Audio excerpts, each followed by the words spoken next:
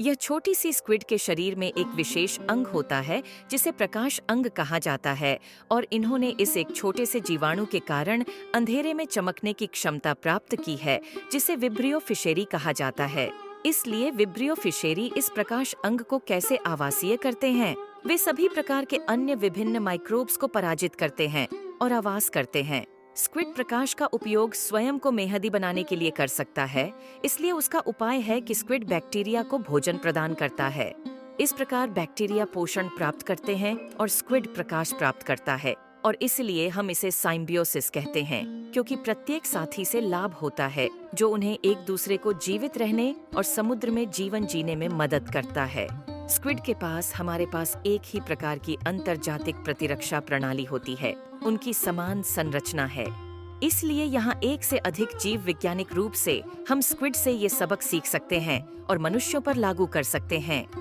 हमने इन छोटी सी baby squid के साथ 128 वोटर और उनके बैक्टीरिया को इस छोटे भाग में फिट किया और हमारे डेटा को पुनरुत्पन्न करने के लिए हमने उनमें से 2 थे।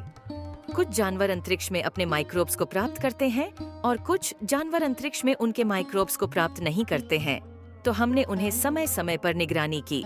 जब उनके पास सही माइक्रोब्स नहीं थे तो उन्हें क्या हुआ? वहाँ सबसे पहली चीज है कि जब वहाँ अंतरिक्ष में होने के 2 घंटे बाद वे तनावग्रस्त हो रहे थे। वे ऑक्सीकरण के तनाव के चिन्ह दिखा रहे थे, उन्हें ताप झटके प्रोटीन अप रेगुलेशन की संकेत मिल रही थी और यह दिलचस्प था कि फिर हमने उन्हें माइक्रोब्स दिए सी तो तनाव की स्थिति छोटे छोटे जीवों में गई। तो जब उनके पास सही माइक्रोब्स नहीं थे तो वे तनावग्रस्त रहे।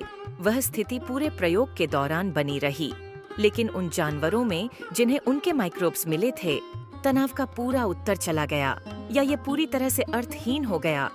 ये पृष्ठभूमि ध्वनि में घुल गया। कुछ और भी है जो बैक्टीरिया कर रहे हैं।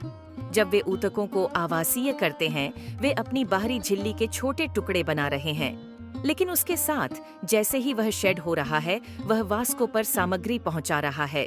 हो सकता है कि हम इन गरीब छोटे माइक्रोब्स का लाभ लें और उनके तनाव का लाभ लें ताकि उन्हें थेरेप्यूटिक्स और पोषण प्रदान कर सकें।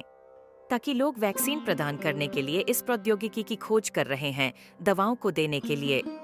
और अब जब हम चंद्रमा के लिए जा रहे हैं, आर्टेमिस और उसके परे, तो यह बिल्कुल महत्वपूर्ण होगा कि हम सीखें कि लोगों को कैसे स्वस्थ रखा जाए ताकि वे सिर्फ अंतरिक्ष वातावरण में जीवित रहें, बल्कि वे अच्छी तरह से हो रहे हैं और वे स्वस्थ रहें और हम लंबे समय तक कोई प्रभावों को नियंत्रित कर सकें। यह वह अनुसंधान है जिसे हम एक वास्तव में कठिन तनावपूर्ण वातावरण में लोगों को स्वस्थ रखने के बारे में है। हम माइक्रोब्स का उपयोग कैसे कर सकते हैं ताकि हम भविष्य के अन्वेषण के लिए उपकरण बना सकें। यदि आपके पास किसी विशेष एंटीबायोटिक या स्टेरॉइड की कमी हो, तो आप सिर्फ उस माइक्रोब को फ्रीजर से निकाल सकते हैं और जो उत्पाद आपको चाहिए बना सकते हैं। और इसका बड़ा उपयोग भूमि पर लोगों के लिए भी होगा।